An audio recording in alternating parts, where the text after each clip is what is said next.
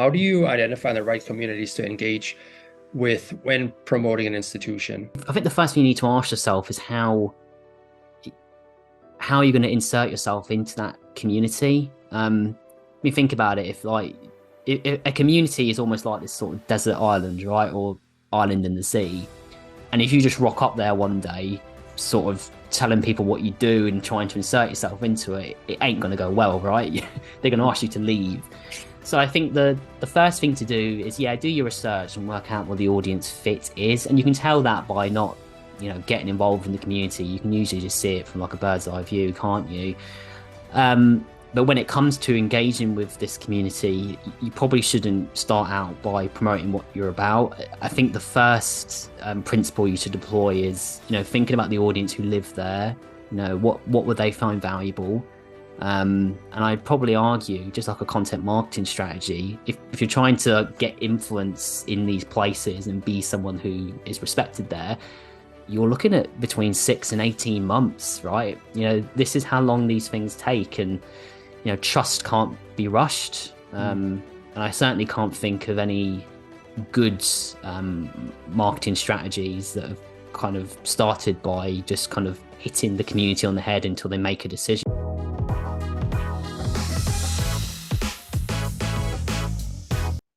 Hello, everyone, and welcome back to another episode of the Marketing Tales Show with Chris Raposa. Today, I have the pleasure to welcome Kyle Campbell to the show. Kyle, welcome. Hello, how's it going? Very good. Thank you so much for joining from all the way from England today. It's always exciting. So I did a little bit of research on you, like I always do. That's kind of like my icebreaker question. So you have a degree in English and creative writing from, is it Falmouth University? And Yeah, you're Falmouth, yeah. Falmouth, okay. And you're currently the founder and managing director of the Education Marketer. So let's start with the icebreaker question. What made you want to get into marketing and specifically in the higher ed industry? I mean, I've always loved higher education. I mean, I had a fantastic time as a student, and I think it's something to do with like my sort of likes and dislikes, personality. Really, I mean, some people really hate working on their dissertation and doing research. I happen to love it. And when I went into marketing after higher ed, I always sort of missed that environment. So eventually, like the right job came up in higher ed, and beforehand I worked in a marketing agency, and I decided I was going to make the jump into HE as a sector, and I just fell in love with it. Really, I mean, for me as a person who likes learning, you have this sort of rich media around the higher ed industry and all the ins and outs, all the data and the insight. And then you have the marketing angle on top of that. And it's just this kind of unique combination of, two different like sectors coming together to form something really deep and interesting. So, I mean, that's how I found my sort of love in it. And, I did a decade as a marketer in higher ed before I went off and started my own company, which is Education Marketer.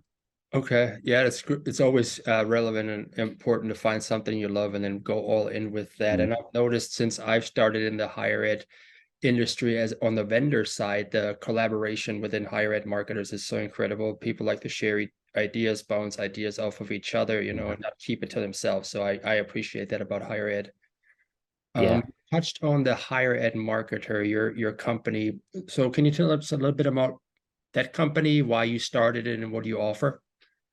Yeah. Again, I think it's the root of it came from my own interest for learning. I mean, I always found when I worked in universities as an employee, the last thing on the agenda always was your own personal development, which I found a little bit ironic considering that we're about learning and education. So for education marketer, my thinking was, well, what would the ideal learning package look like for people like me, an education marketer? And I hit upon this idea of, it's not about going to conferences necessarily. It's not about downloading white papers. It's all very piecemeal, that approach. And the things that makes your insights stick is when you consistently immerse yourself in a topic. So the company started as a weekly newsletter. When I went full time, I started a podcast off the back of that. And as you know, I post in LinkedIn daily. And the whole idea about it is that people can dip into it when they want, and over time they can build up that knowledge rather than downloading a white paper that they never quite get around to on the desktop. And you can access all that for free. The newsletter is free to sign up to. You can read about the stuff I post on LinkedIn daily for free if you want. The way that the business works is, if a university or a company selling into higher education wants a membership package, they can sign up to that, and I'll deliver something more bespoke and tailored to those organizations, again over a course of a year. So it's an immersive learning package. But yeah, it's been great. Could I get to be geeky and look at all this stuff, and people get to learn off the back of it as well. So it's a happy combination. Yeah, it's a great approach, and that's how you also build out your network. That's how I came in touch with you, because of our mutual friend Bart Kayla and Troy Singer. They introduced me to you. Mm-hmm. It's how we ended up on a roundtable discussion together, and now we're here on this podcast. Because you give that knowledge for free daily on LinkedIn, and that's the new approach these days when it comes to marketing. Add value, add value, add value, Mm-hmm. and people, you stay top of mind, and they come to you because they trust you.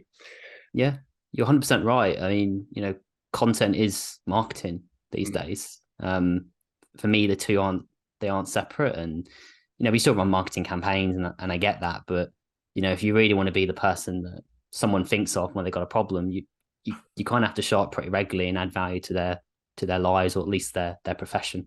Yeah, absolutely. So when we planned this podcast episode, we talked about some of your interests, one of which is student to student and community marketing. So let's speak on that a little bit during this podcast. Can you explain what student to student and community managing is, and why they're important strategies in higher ed marketing?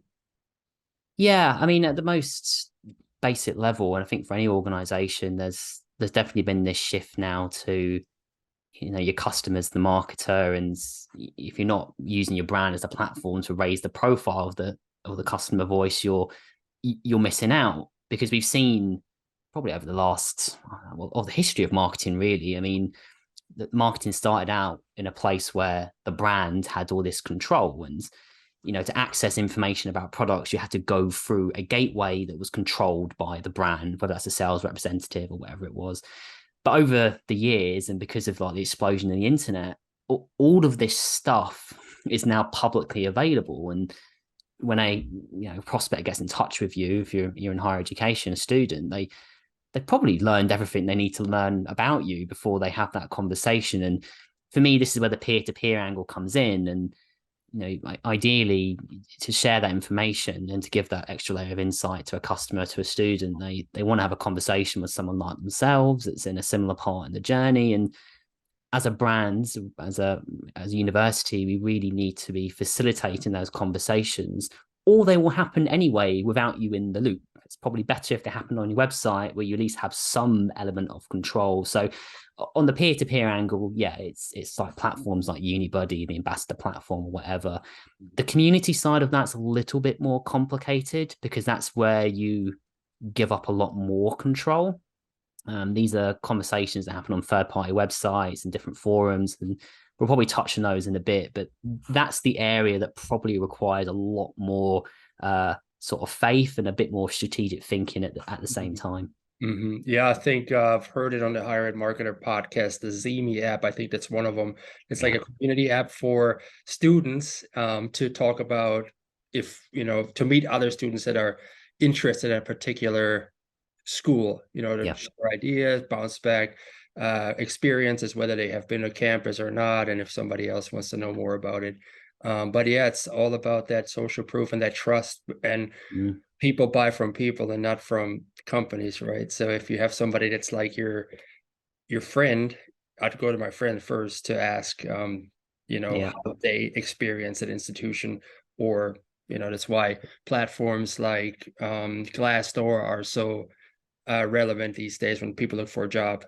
But I don't want to get off topic, so let's stay here. So how do you implement a successful student-to-student marketing strategy? Could you share some of the key steps and considerations?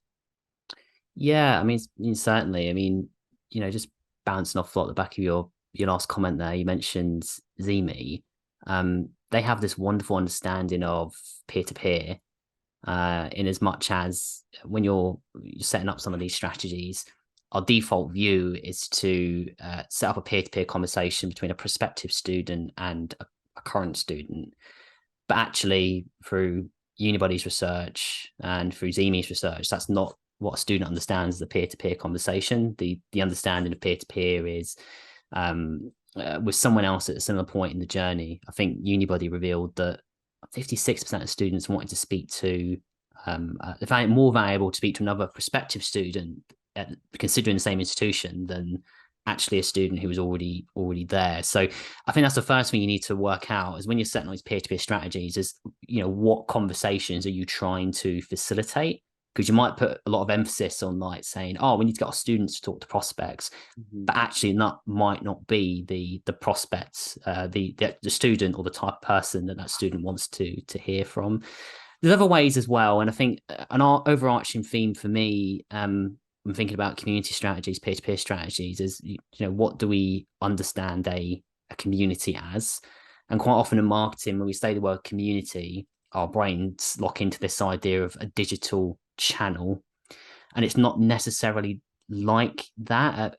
Community is kind of where you cross paths with your audience. So it might be in the comments on a YouTube video, it might be in a forum on someone else's site, it might be in conversations that happen at a recruitment event. It's all over the place. So what you want to do as part of these strategies is put a layer on top of that. Maybe you run like a weekly digital community event, so you can start to channel some of that enthusiasm into one place. So if you're engaging with applicants, rather than sending them out like a series of comms, maybe you offer them a digital event they can join every couple of weeks on a different topic that's relevant to them. The conversation happens in the chat. They continue to talk to each other. It's about facilitating those sort of moments. At the other end of the spectrum, maybe it's about alumni, right? Yep. We see tons of alumni newsletters going out, but there's very rarely some kind of community engagement going on as part of that. There's a school in the UK called Hyper Island that has its alumni write this newsletter for everyone to sign up to and read. So there's all kinds of different ways you can approach it. But I think the wrong thing to do would be to lock it down to a single channel and a single group and just think if you had everything happen in one place, that's the solution. It's really taking a broader view and trying to facilitate those conversations and those connections between students and as many different touch points as possible. Okay, yeah, that was an interesting statistic you shared from Unibody that their current students aren't as influential as the ones that are also on their journey, because what I learned in journalism school was you always, when you read a piece, you always want to consider the source. Where does the information come from? And since those students are already implemented in that institution, they have a certain bias towards it, right? So those prospective students know that that this is happening. So they want somebody from the outside that has the same perspective from outside looking in, not from inside talking at me.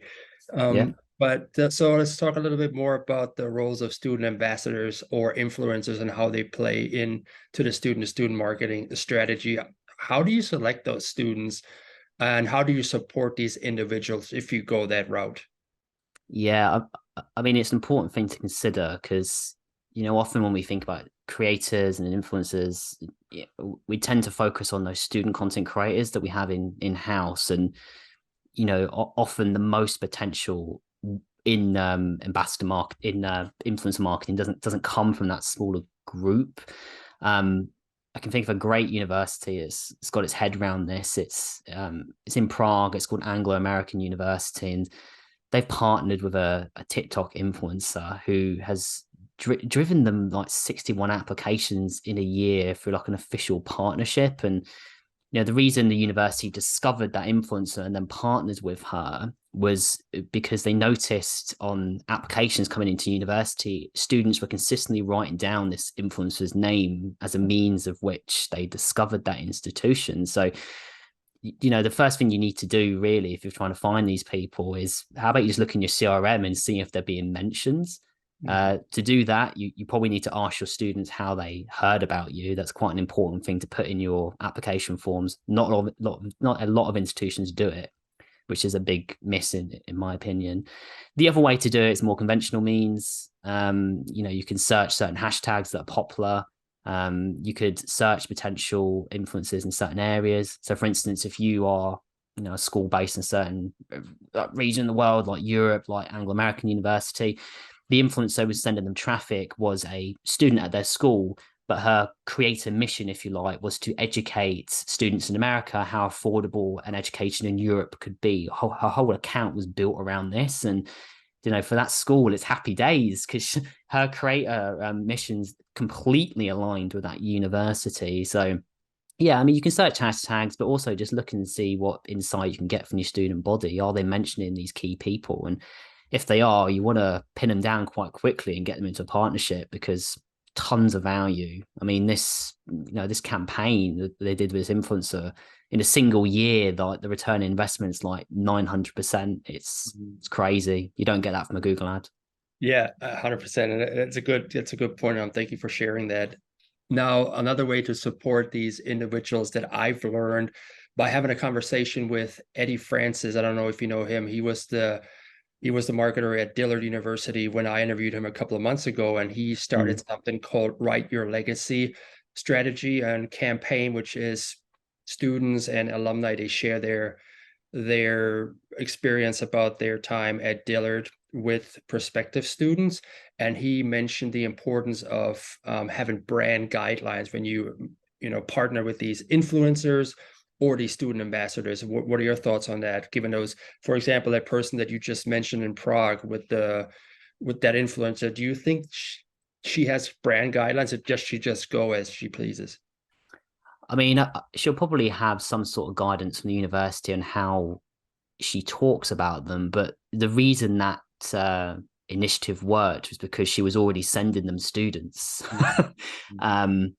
So there is probably a risk there if you approach an influencer and you're waving your own brand guidelines at them, that they might be turned off by that. And that, I'm thinking of myself as a creator, and when I do sponsorships, if someone tries to pin me down in their own tone of voice, you kind of know early on it's not going to work. And this is the value of these things, I guess. If you look at how brands have changed in recent years, the most desired sort of career route for young people used to be to go into big corporations and stuff, and now the aspiration is to be an individual. These creator brands are like the thing that we hold up as true and the goal. And that's because society's changed, and we started to value the individual and a bit more of a chaotic approach to business rather than the corporate line. And if you look at how these brands succeed, it's almost like the best way to describe it. So if you've got brand guidelines, maybe it's like a decentralized brand strategy that you need. So if you connect with these individuals, have these influencing powers, and there's those audiences, you need to be flexible to a degree that they could be sending you people, prospects, whatever you want to call it, in their own way. Yeah. They know their audience, and that's the valuable thing here, isn't it? Because you can go out to Google and you can go out to social media sites like Facebook and drop $10,000, $20,000. That's fine. Or you can go to someone who's got a really specific audience, who knows how to talk to that audience, that overlaps with what you want to. And for me, I'd probably always lean to the influence on the insight of the creator and how to talk with people. So yeah, it's a hard one to get right because you want to be represented, but there's no point being represented if it's not going to appeal to anyone. That's true. And like you said, they know their audience and their audience knows them. So if you put in brand guidelines to tell them how to talk, they recognize that there's something fishy here, something's wrong, Yeah. I think it's I'm sure there's a few cases, and I can think of a couple off the top of my head, where universities have hired in student influencers to talk about their uni, but the influencer didn't go to university. So it all backfires. Yep. I don't know why we do it to ourselves. So yeah, I think placing trust in these people is probably the best way to go. And if you've got a good partnership, I think you'll be fine. You just need to iron these things out at the beginning and be comfortable with that sort of relationship. Yeah, absolutely. Let's shift to community marketing real quick. How do you identify the right communities to engage with when promoting an institution? Yeah, I mean, I think the first thing you need to ask yourself is how are you going to insert yourself into that community? Think about it. If a community is almost like this sort of desert island, right, or island in the sea, and if you just rock up there one day, sort of telling people what you do and trying to insert yourself into it, it ain't going to go well, right? They're going to ask you to leave. So I think the first thing to do is, yeah, do your research and work out what the audience fit is, and you can tell that by not, getting involved in the community. You can usually just see it from like a bird's eye view, can't you? But when it comes to engaging with this community, you probably shouldn't start out by promoting what you're about. I think the first principle you should deploy is, thinking about the audience who live there. What would they find valuable? And I'd probably argue, just like a content marketing strategy, if you're trying to get influence in these places and be someone who is respected there, you're looking at between 6 and 18 months, right? This is how long these things take, and trust can't be rushed. And I certainly can't think of any good marketing strategies that have kind of started by just kind of hitting the community on the head until they make a decision and eventually go with you. Could you spam them? So like with content marketing, it's a slow build for me. So yeah, I'd work out firstly what's important to that community, try and offer that in some sort of format so you're respected, and then further down the line, when you need to make the ask, it's more likely to be received. Yes. Slow and steady. So what are some of the strategy that higher ed marketers can use to build a strong relationship with these communities slowly?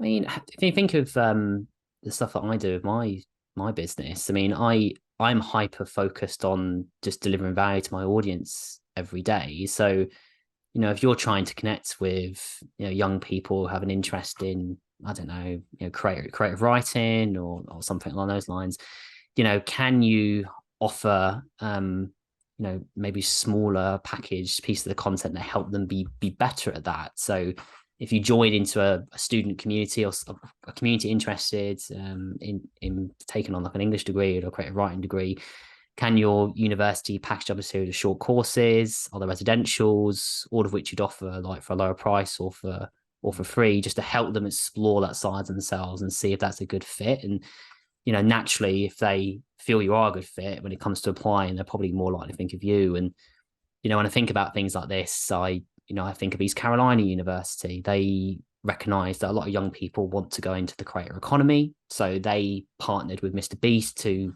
create a creator course that trains young people how to do that. So you've got an existing community of content creators, of young people interested in the creator economy, and you have an example of a university partnering with an influencer in that space to create something of value. So the idea is they do that course, they can do it from anywhere in the world.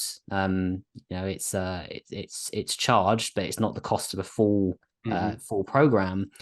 And for the university, the benefit is that it's an on-ramp to recruitment. So students who do that course, they then, they're more likely to go on to study a full-time, full-cost program at the institution. And the university wouldn't have succeeded unless they'd partnered with a creator or someone respected in that sort of space to do that. So that's a good way to kind of make your in, and that uses the power of the individual and people as well, doesn't it? Rather than just going in for the campaigning route.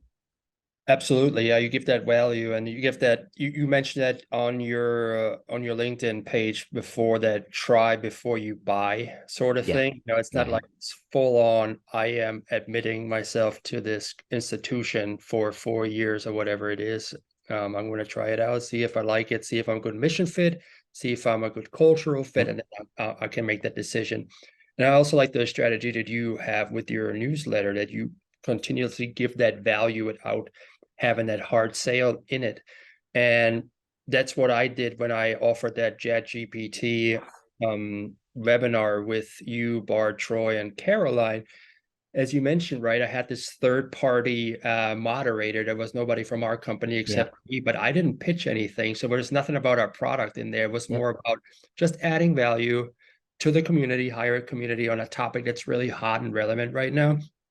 And that way just built that goodwill with the audience, whether they go with us or not. But at least I got my brand in front of them, showing goodwill and showing that I'm able to collaborate with other creators. just to help them on their journey as we embark on an adventure in generative AI right now. So Yeah. that's good.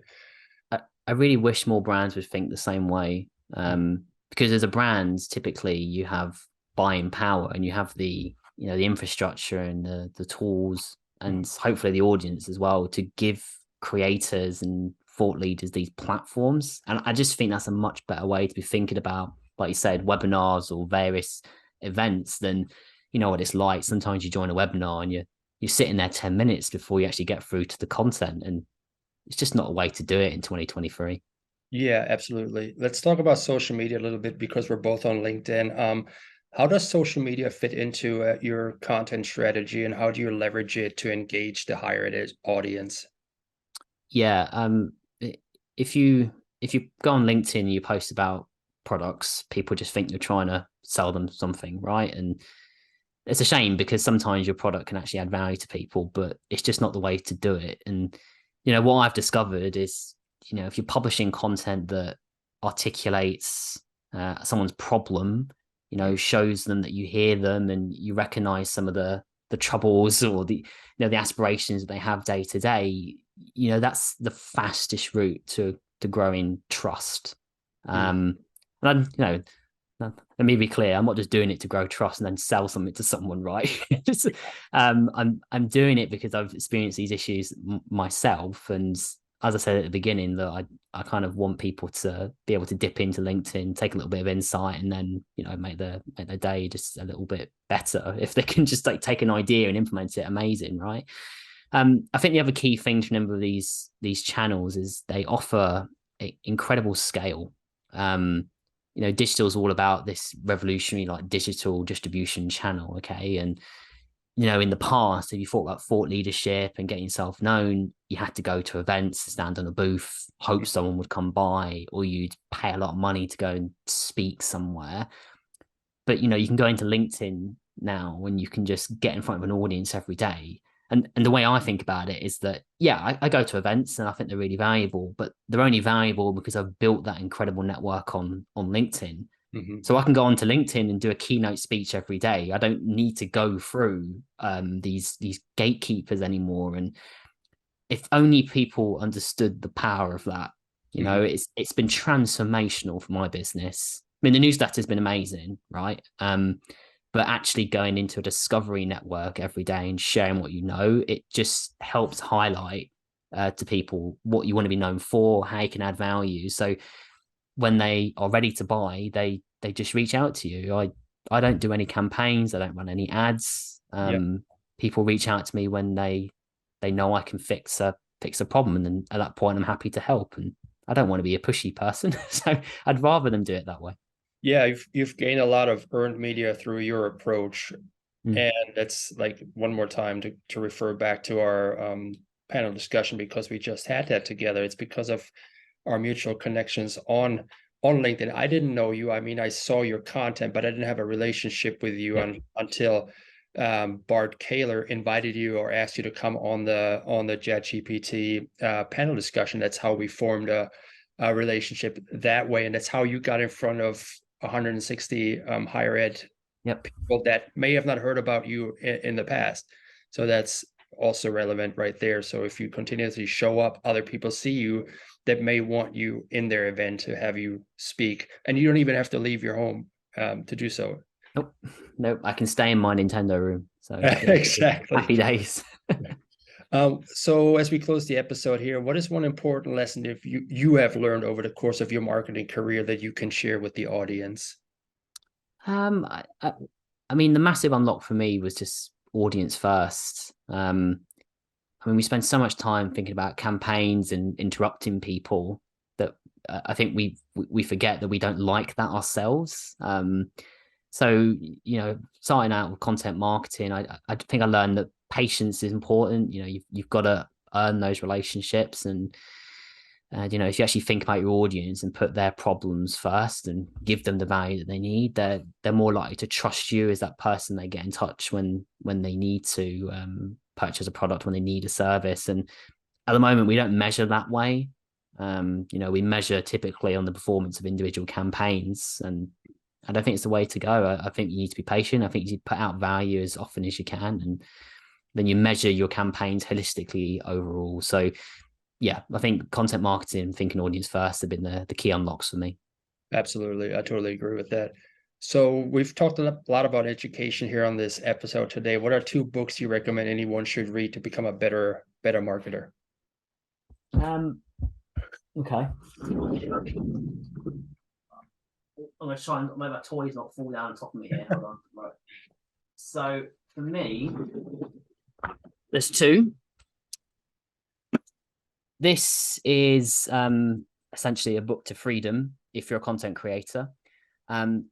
My business wouldn't exist without this. This is Content Inc. by Joe Polizzi. It looks at the frameworks and structures that you need to build a content business, how to look at revenue streams, how to make it profitable. And it really does help you rethink how you can build a business differently from the ground up, using only content as your way that you generate revenue. So if anyone's listening to this and they want to do that, then yeah, but please go and buy that book. The other one, which I read a few years ago now, but it's all stuck with me, is Marketing Rebellion by Mark Schaefer. This looks a lot at the customer now being the marketer, and you can probably see how this overlaps with like peer-to-peer and community marketing. This is a real staple, and it gives all kinds of case studies how brands have built a profile through listening to their customers, putting their customers front and center. And it's actually published in 2019, but it's 2019, but it's still as relevant then as it is today. So yeah, there's many more I could recommend, but those are two of my sort of pillar books if you're looking for a bit of reading. Very good. Another one by Joe Paluzzi. I just published Brian Piper's episode today, and he's the co-author of the epic content marketing book with Joe Paluzzi. So yeah, Joe Paluzzi is the guy, I guess. So I have to. The content, he certainly is. He's been doing this since it's 2009. He went into Content Marketing Institute full time. He sold the business since then, but yeah, utter thought leader, influential person. Changed my life. Awesome, wonderful. One more question. How can people get in touch with you if they want to learn more about you or your company? LinkedIn, just have a chat with me. I practically live there. Or you can go to my website, which is educationmarketer.co.uk. Wonderful. Well, Kyle, I really appreciate you being on the show today. Thank you so much. No, it's been great. Thank you. All right. Take care.